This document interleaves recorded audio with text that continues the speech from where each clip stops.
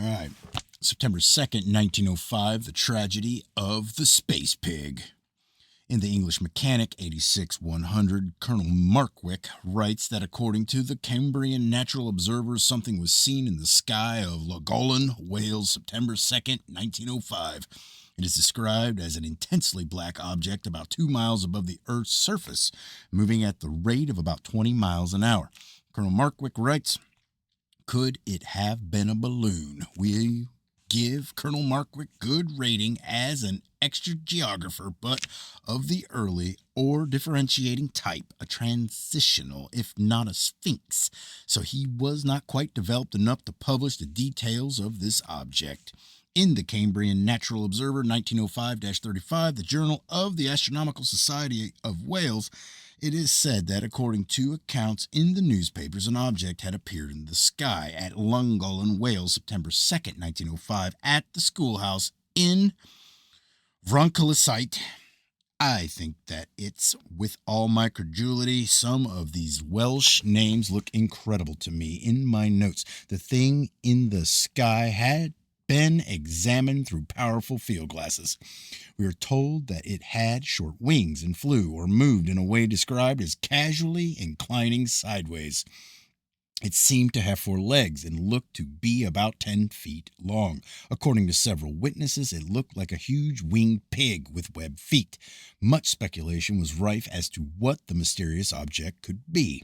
5 days later, according to a member of the Astronomical Society of Wales, see Cambrian Observer 1905-30, a purple-red substance fell from the sky at Lanley, Wales.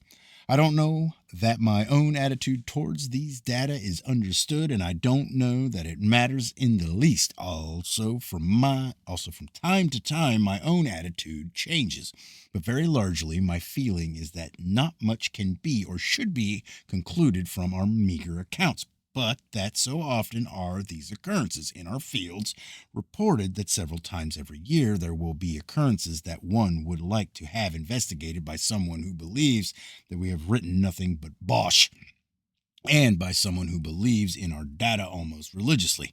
It may be that early in February 1892, a luminous thing traveled back and forth exploring for 10 hours in the sky of Sweden. The story is copied from a newspaper and ridiculed in the English Mechanic 55-34. Upon March 7, 1893, a luminous object shaped like an elongated pear was seen in the sky of Val de la Haye by M. Ramon Colon. M. Colon's suggestion is that the light may have been a signal suspended from a balloon. The signal idea is interesting. In the summer of 1897, several weeks after Professor Andre and his 2 companions had sailed in a balloon from Amsterdam Island, Spitsbergen, it was reported that a balloon had been seen in British Columbia. There was wide publicity. The report was investigated. It may be that had a terrestrial balloon escaped from somewhere in the United States or Canada, or if there had been a balloon ascension at this time, the circumstances would have been reported. It may well be that the object was not Andre's balloon. President Bell of the National Geographic Society heard of this object and heard that details had been sent to the Swedish Foreign Office and cabled to the American minister at Stockholm for information. He publishes his account in the National Geographic magazine 9-102. He was referred to the Swedish consul at San Francisco. In reply to inquiry, the consul telegraphed the following data, which had been collected by the president of the Geographical Society of the Pacific. Statement of a balloon passing over the Horsefly Hydraulic Mining Camp in Caribou, British Columbia, 52 degrees, 20 feet, and longitude 120 degrees, 30 feet. From letters of J.B. Robson, manager of the Caribou Mining Company, and of Mrs. William Sullivan, the blacksmith's wife, there, and a statement of Mr. John J. Newsom, San Francisco, then at camp. About 2 or 3 o'clock in the afternoon between 4th and 7th of August last, Weather calm and cloudless, Mrs. Sullivan, while looking over the hydraulic bank, noticed a round, grayish-looking object in the sky to the right of the sun. As she watched, it grew larger and was descending. She saw the larger mass of the balloon above and a smaller mass apparently suspended from the larger. It continued to descend until she plainly recognized it as a balloon and a large basket hanging there too. It finally commenced to swing violently back and forth and move very fast towards the eastward and northward. Mrs. Sullivan called her daughter, aged 18, and about this time, Mrs. Robson and her daughter were observing it. If someone saw a strange fish in the ocean, we'd like to know, what was it like? Stripes on him? Spots? What? It would be unsatisfactory to be told over and over only that a dark body had crossed some waves. In Cosmos NS 39-356, a satisfactory correspondent writes that at Lille, France, September 4th, 1898, he saw a red object in the sky. It was like the planet Mars, but was in the position of no known planet. He looked through his telescope and saw a rectangular object with a violet colored band on one side of it, and the rest of it striped with black and red. He watched it 10 minutes, during which time it was stationary. Then, like the object that was seen at the time of the Powell mystery, it cast out sparks and disappeared. In the English Mechanic 75-417, Colonel Markwick writes that upon May 10th, 1902, a friend of his had seen in the sky in South Devon a great number of highly colored objects like little suns or toy balloons. Altogether beats me, says Colonel Markwick. Upon March 2nd, 1899, a luminous object in the sky from 10 a.m. until 4 p.m. was reported from El Paso, Texas. Mention in the observatory 22-247 supposed to have been Venus, even though Venus was then 2 months past secondary maximum brilliance.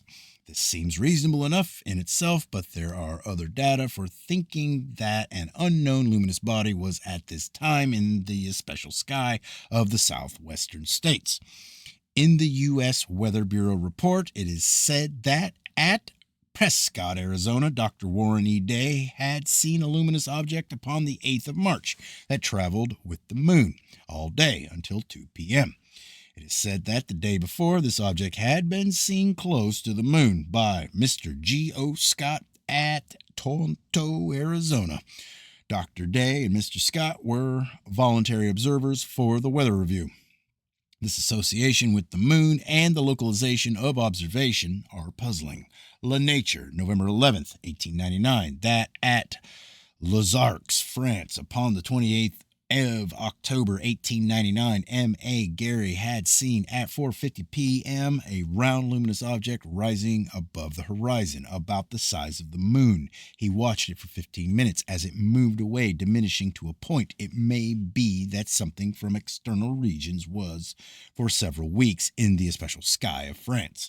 In La Nature, December 16th, 1899, someone writes that he had seen November 15th, 1899, 7 p.m., at Dorite, an object like an enormous star, at times white, then red, and sometimes blue, but moving like a kite.